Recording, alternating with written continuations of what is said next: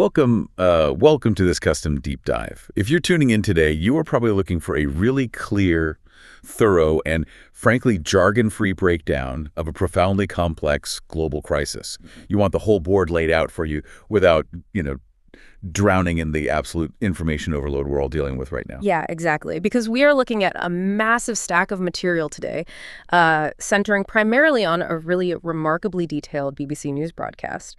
And it's covering what is currently being called Day 9 of a sprawling Middle East war. I mean, the sheer volume of tactical movements, macroeconomic shifts, and political declarations happening all at once, it's just staggering. Our goal is to synthesize it for you. Right.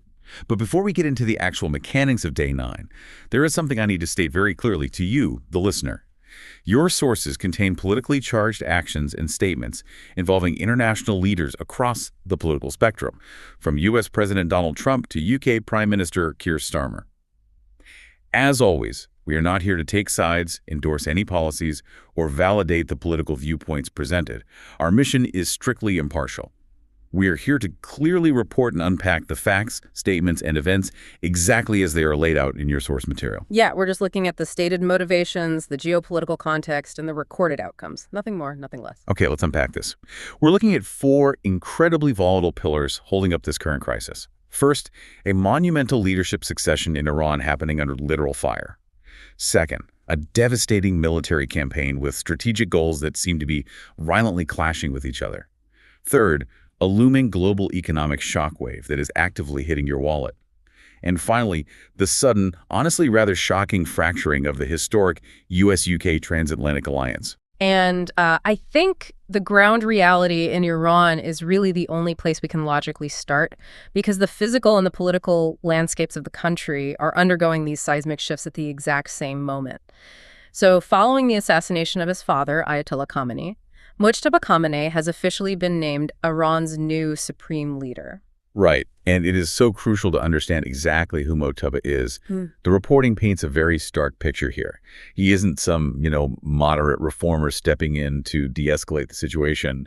He assumes his father's mantle as a strict hardliner, and maybe more importantly, he has these deep structural connections to the Islamic Revolutionary Guard Corps. The IRGC? Yes, the IRGC. Which basically means the separation between the state's spiritual leadership and its primary military apparatus has, for all intents and purposes, vanished. Exactly. He's essentially stepping into the role of commander-in-chief to lead an existential battle.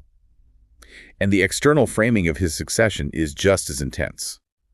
The materials explicitly describe Mojtaba as the man President Trump didn't want, and Israeli leadership has publicly stated he is directly in their sights.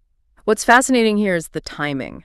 To undergo a supreme leadership change, a process that historically requires immense internal stabilization and the projection of total invulnerability, while your capital city is literally under heavy bombardment, it's a stress test for a regime that we rarely see in modern history. Well, let's talk about that bombardment, because heavy almost feels like an understatement when you actually look at the data. Israel claims it has carried out roughly 3,400 strikes on Iran in the last week alone. Yeah. 3,400.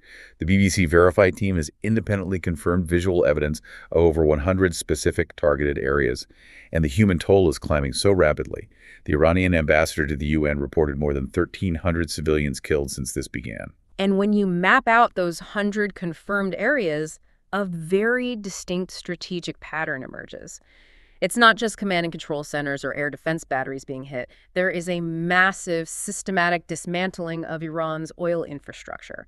The reporting refers to it as the lifeblood of their economy, which, it absolutely is. Israel stated they hit 30 different oil facilities across the country. We're seeing major strikes on depots right in and around Tehran. And naval and air bases aren't being spared either. You look at the southern port city of Bushehr. Satellite imagery shows severe impacts at the naval base jetty, including a completely capsized vessel just sitting in the water. But hitting those oil depots in Tehran, it doesn't just damage the state's balance sheet, it creates an apocalyptic reality for the people on the ground. Millions of gallons of highly flammable liquid are igniting. At the Sha'an oil depot, the flames were so intense they just tore through the streets toward residential areas. The detail regarding Tehran's ancient water channels is, honestly, one of the most harrowing parts of the coverage. The city has this historic system of qanats. Right, the qanats. Yeah, these water channels designed centuries ago to irrigate trees and cool the streets down during the summer. Those exact channels, infrastructure built to sustain life, were suddenly filled with burning oil. literally carrying the fire deeper into the city limits. It's turning a city's circulatory system into a fuse. There's a specific anecdote from a local man named Hassan that brings this sort of abstract destruction right down to the pavement. Yeah. So he was driving his truck near the depot around dusk when the first missile struck. He whips his truck around, desperately trying to escape, but then 2 more missiles hit the depot simultaneously. He described watching a river of burning gasoline just pour out and flow directly into the surrounding neighborhoods. And the environmental fallout is immediate. Tehran was completely shrouded in toxic smoke. Residents described black rain falling on the city. The messages sent to the BBC's Persian service capture a profound psychological toll. People calling it hell on earth, saying the explosions turned the night into day.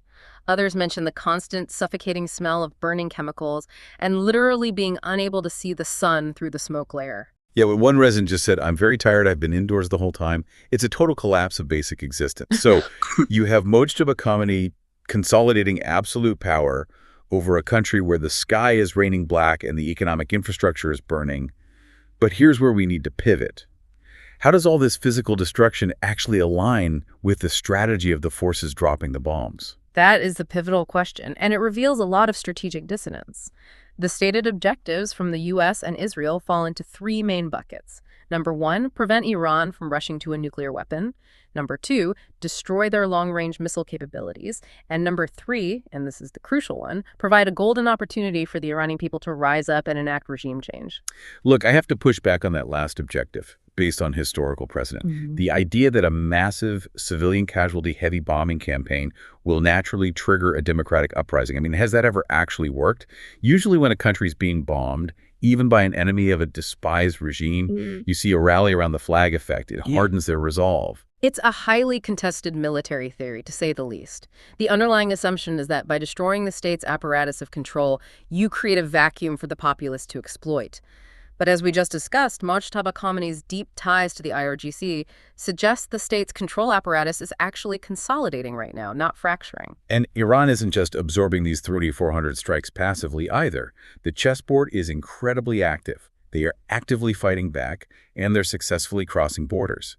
In waves of missile barrages, some Iranian munitions have penetrated Israel's air defenses. Fragments of an intercepted missile hit a home in Tel Aviv, injuring 8 people. The retaliation is also geographically expanding way beyond Israel. Iran has launched strikes against multiple Gulf states. They targeted Dubai International Airport. An office building in Kuwait City was hit. In Saudi Arabia, a projectile came down southeast of Riyadh, killing 2 people. This actually prompted the King of Bahrain to give a rare public address, strongly condemning Iran for these unprecedented and unjustifiable attacks. So what does this all mean? The conflict has essentially swallowed the entire Gulf. But looking at the analysis by Sarah Smith, the BBC North America editor, there is a massive gap between these tactical military successes and a coherent overarching strategy. It feels like watching 2 people driving a car at 100 miles an hour, but they're physically fighting over the steering wheel and the map at the same time. That's a really great way to frame the mixed messaging coming out of Washington and Jerusalem right now. On one hand, you have the U.S. Energy Secretary going on television to deliberately calm the global financial markets, stating explicitly that there are no plans to target Iran's oil or natural gas industries. Yet in the exact same news cycle, Israel confirms it has bombed 30 oil facilities. You have diplomatic messaging desperately trying to apply the brakes while the military reality stomps on the gas. And the strategic confusion goes into overdrive when you look at Donald Trump's demands and proposals here. He dismissed Mojtaba Khamenei as a lightweight and an unacceptable choice who won't last. He's demanding unconditional surrender and total regime change. But beyond just the rhetoric, the reporting notes, he is actively floating the idea of putting American boots on the ground in Iran to secure and destroy stockpiles of enriched uranium. Which is a logistical and military paradox. Exactly. Just think about the actual mechanics of that. You have one strategy focused on dropping bunker busters and setting the country's entire infrastructure on fire to destabilize the regime. And simultaneously, a proposal to insert ground troops into that exact same active bombing zone to perform the highly delicate, highly specialized task of grabbing and neutralizing radioactive material. Those 2 concepts are fundamentally incompatible. It really highlights a deep rift in how to achieve the core objective of a non-nuclear Iran. And while these theories are being debated in war rooms, the reality is that American forces are already taking fire. In Abu Dhabi, the capital of the UAE, U.S. troops stationed there are actively being dragged into the fray, engaging in Iranian drones and missiles, shooting them out of the sky directly above their bases. The war is absolutely no longer contained. And when the entire Gulf region is engulfed in military conflict like this, it immediately triggers our third pillar, a massive global economic shockwave. And the geography here dictates the economics entirely. The Strait of Hormuz is the primary choke point. Right, and for an audience that follows geopolitics, we know the Strait of Hormuz is the main artery. 20% of the world's crude oil and shipped natural gas flows through that narrow bottleneck between Iran and Oman. And because of the intensity of the regional strikes, this strait has been effectively shut down for a week. And that shutdown means it's not just crude oil sitting idle in tankers, it's a blockade of vital global commodities. Jet fuels, agricultural fertilizers, and massive shipments of liquid natural gas, or LNG, they are all completely trapped. And the cascading effects of an LNG shortage are terrifying for global supply chains. LNG isn't just, gas for your kitchen stove. It's the primary power source for major European manufacturing. If those shipments don't move, factories in Germany and the UK have to throttle down. But it's not just the shipping lanes that are frozen. The actual production infrastructure is being systematically targeted. Karg Island, Iran's main export facility, is undergoing intense bombardment. Right, and in a tit-for-tat escalation, Iran's response to losing its export capacity is to hit the energy facilities of its neighbors, Saudi Arabia, the UAE, and Qatar. Once the realization set in that the energy infrastructure of the entire Middle East was now a legitimate military target, any initial calmness in the global markets just evaporated. We saw major regional producers, Iraq, Kuwait, the UAE, and Qatar, with its LNG, proactively start cutting their production. They're powering down because the shipping lanes are closed and their facilities are in the crosshairs. And when global supply plummets that violently, the price violently spikes. If we connect this to the bigger picture, the financial data in the reporting is incredibly stark. Brent crude oil surged 25% to over $93 a barrel on Friday and then officially topped the $100 milestone in early Asian trading. $100 a barrel is the psychological and economic alarm bell for massive global inflation, because it isn't just a number for traders in London or New York. When the Strait of Hormuz equivalent closes, it means the price of petrol and diesel skyrockets at global forecourts. The BBC included a quote from an everyday American civilian that perfectly grounds this macroeconomic data in harsh everyday reality. He just said, everybody got bills and stuff, now the gas is going way back up, we're all going to have to get electric cars or something. It perfectly captures the whiplash for the global consumer. The pain at the pump is immediate. And if this escalation loop continues, if Gulf nations like the UAE are forced to repeatedly engage Iranian drones, and critical energy infrastructure across the entire Gulf is continually targeted, how long until global supply chains snap entirely? We aren't just looking at expensive gas, we are looking at systemic economic failure. And when the global economy starts bleeding like that, alliances start cracking under the pressure. Which brings us to perhaps the most surprising revelation in these sources, the transatlantic rift. The historic special relationship between the U.S. and the U.K. is buckling. The friction really crystallized during a phone call between UK Prime Minister Keir Starmer and US President Donald Trump. It was their first conversation since the war began over a week prior, and it lasted a brief 20 minutes. The reporting characterizes it as likely difficult and highly tense. Well, we know it was tense because Trump immediately took to Truth Social to air his grievances publicly. He criticized Starmer for joining the war too late, claiming it was already won. But the real anger seemed to stem from Starmer point blank, refusing to allow U.S. planes to use British military bases to launch the opening salvos of the war. Trump's public dismissal of the UK's military assistance was striking. When news broke that the UK was prepping an aircraft carrier for deployment, Trump dismissively stated, "We don't need them. It would have been nice to have had them 2 weeks ago." For an American president to publicly reject British naval support during a major regional conflict is virtually unprecedented in the modern era. The UK's cautious stance is fascinating, though. Starmer's government is insisting that they determine their own national interest rather than outsourcing their foreign policy to Washington. And you really have to look at the ghosts of recent British history to understand Starmer's caution here. His government is emphasizing the lessons of 2003. The legacy of Tony Blair and George W. Bush. It's exactly the Iraq War. The official inquiry later on, the Chilcot inquiry, found that the case for war was unjustified, there was no imminent threat, and the aftermath planning was totally inadequate. Starmer is practically carving it into stone that the UK will not repeat that mistake. He insists any military action must be lawful and part of a properly thought-through plan. The deep irony here is that Tony Blair himself is currently serving as a counterpoint to Starmer. Blair, who is now on Trump's Gaza Board of Peace, gave a private speech in the U.S. saying the UK actually should have backed America from the very beginning of this war. So you have a former Labor prime minister aligning with a Republican U.S. president's strategy, openly contradicting the sitting Labor prime minister's strict adherence to international law. It's a domestic political minefield for Starmer. And the physical focal point of all this tension is RAF Fairford, a military base in Gloucestershire. Geostrategically, Fairford is an invaluable asset. It's roughly 3,000 miles from the U.S. East Coast and 3,000 miles from Iran. It is the perfect refueling and staging midpoint. The base is seeing a massive surge in activity, particularly as a staging post. We're seeing Globemaster transports and B-1 bombers touching down. And we should clarify why the B-1 bombers matter here. These planes are capable of carrying 24 highly accurate cruise missiles each. Having them stage at Fairford is a massive projection of power. But here is the crucial caveat. Starmer has only granted the U.S. permission to use Fairford for strictly defensive missions. Defensive meaning intercepting drones or taking out missile sites that are actively threatening Allied bases. This raises an important question, though. What happens in a few weeks if the U.S. demands to use these bases to launch offensive strikes deep into Iranian territory? This represents a ticking time bomb for the U.S.-UK alliance. Right, because if Starmer says no, the U.S.-UK rift becomes a massive chasm. If he says yes, he violates his own mandate for lawful defensive action, and he ignites his domestic opposition. The Liberal Democrats are already calling any potential offensive action reckless.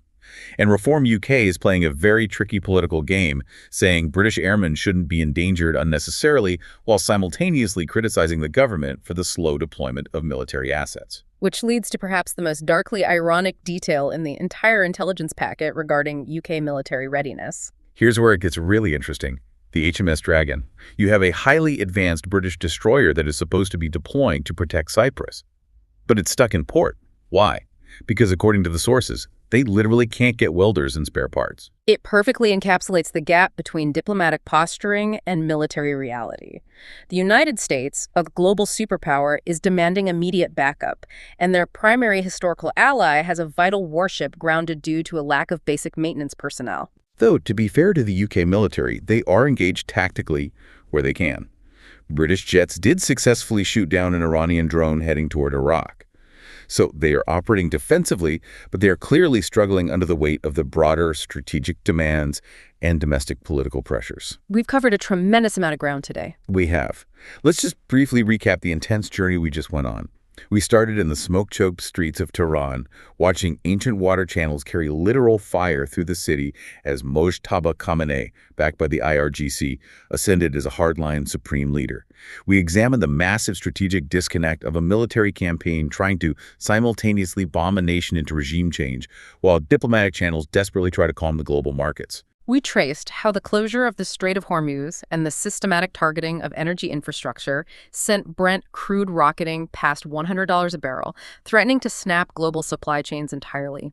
And finally, we watched the historic U.S.-UK alliance strain over the ghosts of 2003, with an American president demanding unconditional support and a British prime minister demanding adherence to international law.